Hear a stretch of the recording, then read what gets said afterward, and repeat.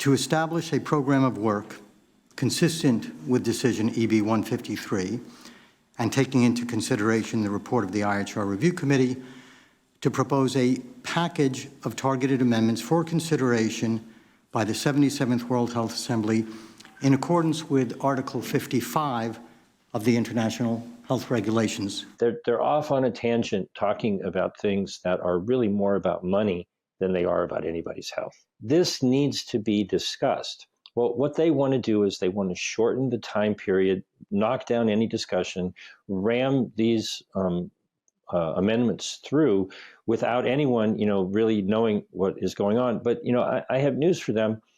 We are paying attention, and we are going to hold them to the rules and bring all of this to light, shine a light on what it is they're doing, and have an open and honest discussion of what the path forward should be. Tamara Ugolini here with Rebel News to bring you a World Health Organization update with independent researcher James Roguski from the United States. He has been following the happenings of the WHO, specifically as it pertains to proposed amendments to international health regulations, very closely. That's a set of legally binding rules and regulations that define countries' rights and obligations in handling public health events and emergencies that have the potential to cross borders. These amendments were born out of the International Sanitary Regulations of 1951, but as those regulations worked and sanitation improved across the globe, effectively improving disease incidences and outcomes with it, in 1969, these regulations were revamped and renamed the International Health Regulations, or the IHR. And the deadline to reject the latest proposed amendments is December 1st. The main concern, as Roguski says, is that these health regulations are not actually talking about health negotiations or examining things like the importance of vast COVID-19 response failures, but are rather keen on building surveillance, control, and data collection initiatives. He calls this a pharmaceutical hospital emergency industrial complex. The Working Group on International Health Regulations has been meeting this week to discuss items related to the proposed amendments. Joining me now to discuss with an update is Roguski himself. Check it out. Well, there's good news and interesting news, and people get confused because there are actually two separate batches of amendments to the international health regulations. And so as we speak right now, in the first week of October, they are negotiating, they being the Working Group for International Health Regulations Amendments, they're negotiating a large collection of amendments, 300 plus, and they had a very interesting announcement on Monday morning during these meetings, which, I shouldn't be surprised, but hopefully we have a clip of Stephen Solomon, who is the legal counsel for the Secretariat of the Working Group in the WHO, essentially responding to a statement from Dr. Assisi, who is one of the co-chairs of the group, after they admitted that they are relatively certain that they are going to fail to meet their deadline of mid-January to submit the package of targeted amendments that they've been tasked to do. Dear colleagues, we have been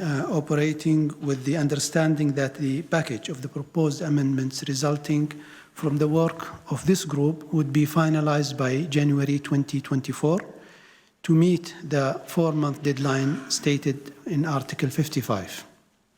However, we believe that we all share the same sentiment that realistically, the whole package of amendments will probably not be ready by January 2024. We would like to ask the Secretariat whether procedurally we could continue working until the 76th World Health Assembly in May 2024. I'd like to ask the Secretariat to provide some guidance in this matter. Thank you, Co-Chair.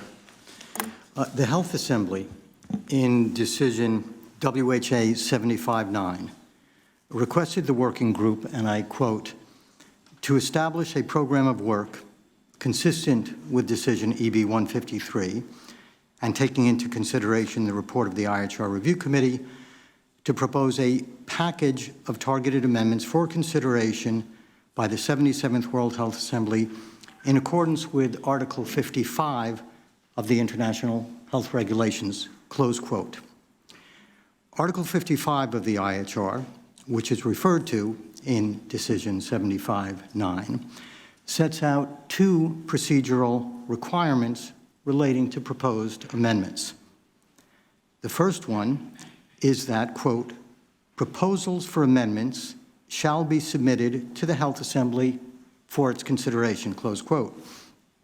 The second one is that, open quote, the text of any such proposed amendment shall be communicated to all states parties by the Director General at least 4 months before the Health Assembly at which it is proposed for consideration, close quote. Again, that's the text of the relevant article of the IHR, Article 55.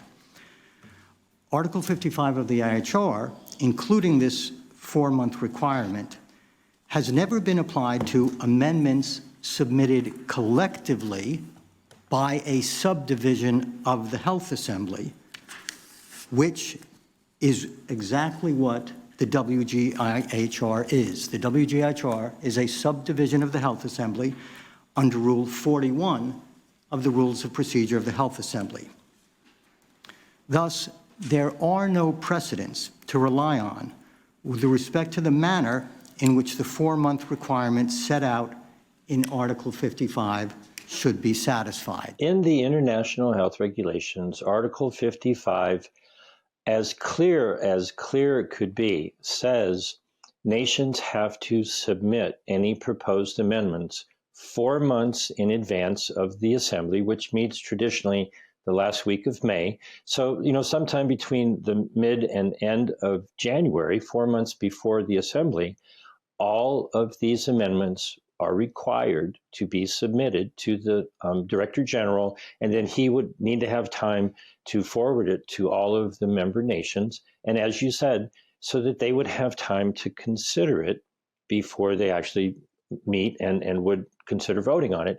And so what they twisted the language to attempt to justify is, they're saying they'll submit the original documents, which were submitted more than a year ago on September 30th, 2020. And, the working, in progress documents that they have at the time, and then continue negotiating. And, pretty much according to what they were saying, at the last minute, they would then present whatever they have at that moment, which would violate the intent of the Article 55, which would be to give adequate time for every nation, and quite frankly, the people of every nation, to review these, massive changes. They don't want comment on the final product. They want to, ram it through at the last minute. This seems like a subversion of their own due process. And I mean, that lends to the fact that the international health regulations themselves are being scrutinized and criticized as a subversion as well, for not generating actual health regulations, but rather instituting a biomedical surveillance state. Can you speak on that? Well, in the WHO Constitution, in Article 21, that lists the authorities that the World Health Assembly has to write regulations. And if you see what they're supposed to be doing, they're clearly not. They're doing everything else under the sun to expand their power. They're not writing regulations for things like labeling and, the blank inserts that we've all had to deal with these injections, or, all of the many things that should be standardized. They're ignoring their responsibility in that. And to this day, even though they were submitted on September 30th and secret negotiations have been going on all year, they have not released a new version, second version, working draft, second draft. We have no idea what the status of the documents might be right now. So it's almost impossible to comment. And given that it's almost impossible to comment, have you been keeping your ear to the ground on how certain member states are responding? What has their response looked like? Are they expressing concern? Are they just falling in line? Well, there are many nations who are absolutely not happy. And it generally centers around the concept of equity, which points to the fact that all of these negotiations are really in the wrong place. What we're really dealing with here is a trade dispute. The many nations who are upset that nations like Canada and the United States and the UK purchased 10 times, the number of injections that they needed, the other states feel like they were given the short end of the stick. I don't understand it. They didn't get enough of the poisonous injections that are now being learned to harm everybody. But when they started this whole process, it wasn't about health. It was a trade dispute about equity, about being treated equitably in, international commerce. And so the whole concept of these negotiations is deeply, deeply flawed. And they're not addressing, the real issues that, men and women around the world, maybe wish they would, but they're off on a tangent talking about things that are really more about money than they are about anybody's health.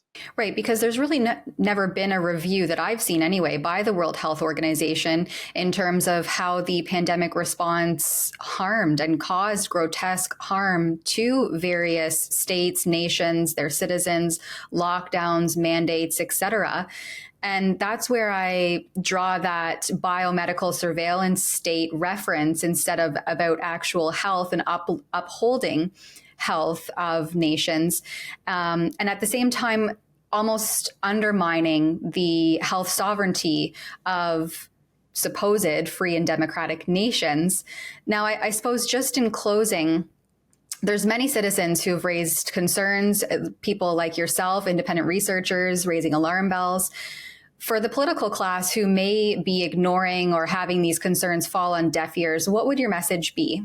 Well, the Citizens Initiative in Canada went, a little step of the way towards raising the awareness. Those are things that the governments around the world should be doing.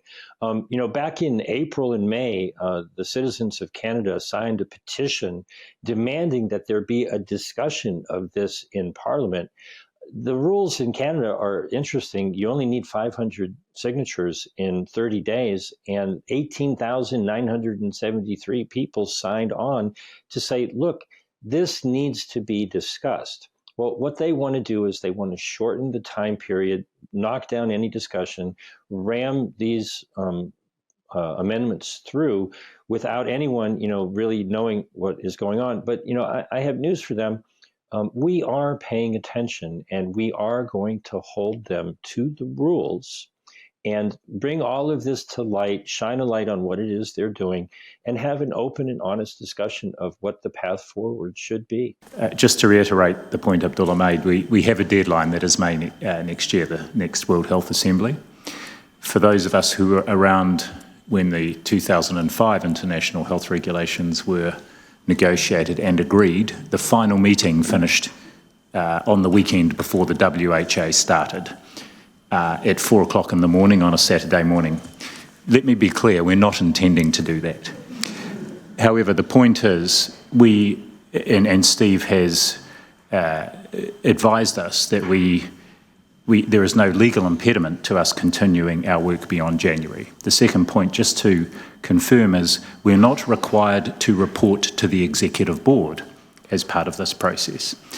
We are required to provide a package of amendments, and that could be a work-in-progress package of amendments that the Secretariat has suggested we might do in January, to the Director General, Dr. Tedros, to communicate to Member States, even as we let the Director General know how we intend to continue our work to ensure we do deliver on our mandate.